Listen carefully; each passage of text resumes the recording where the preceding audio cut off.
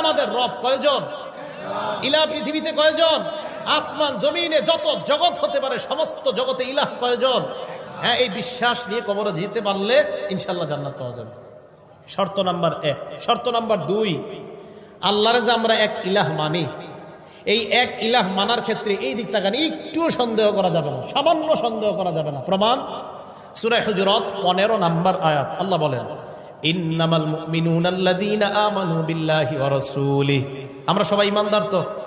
আশা করি ইনশাআল্লাহ সবাই ঈমানদার না ইনশাআল্লাহ? এখন হাত নামান। আপনারা কিন্তু হাত তুলছেন যে ঈমানদার, এখন দেখেন তো ঈমানদার কিনা সবাই।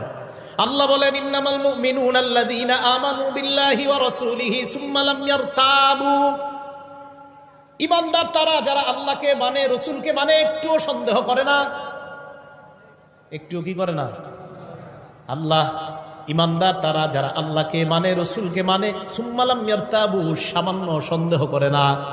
ওয়াজাহাদু বিআমওয়ালিহিম ওয়া আনফুসিহিম, প্রয়োজনের সময় জানমাল নিয়ে জিহাদ করে।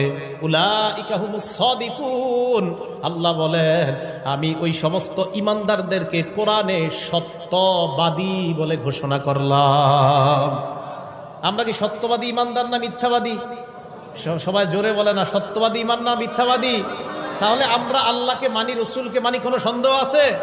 আল্লাহ এই মুহূর্তে সমস্ত সন্দেহ আপনি দূর করে আমাদেরকে সত্যবাদী ঈমানদারদের খাতায় আমাদের নাম লিপিবদ্ধ করে দেন। 3 নম্বর শর্ত, মুখে বলতেছি আল্লাহ এক, দিলে নাই এই কথা। মুখে বলতেছে আল্লাহ এক, অন্তরে নাই, এটাও হবে না। দলিল সূরা ফাত আয়াত নাম্বার 11।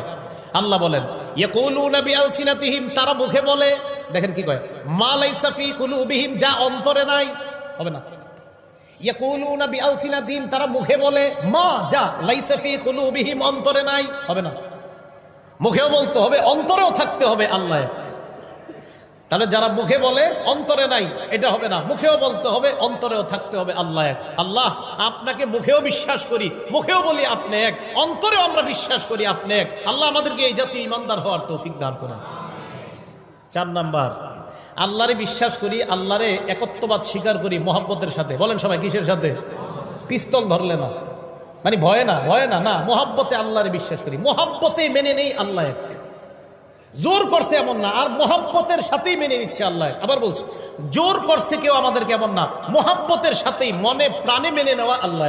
রাজি সবাই? এটা 4 নম্বর শর্ত, মহব্বতের সাথে আল্লাহর একত্ববাদ মেনে নিতে হবে। প্রমাণ বুখারী শরীফ হাদিস নাম্বার 16। 3 গুণ যার মধ্যে থাকবে আল্লাহ তাকে ঈমানের স্বাদ উপভোগ করাবে। সুবহানাল্লাহ।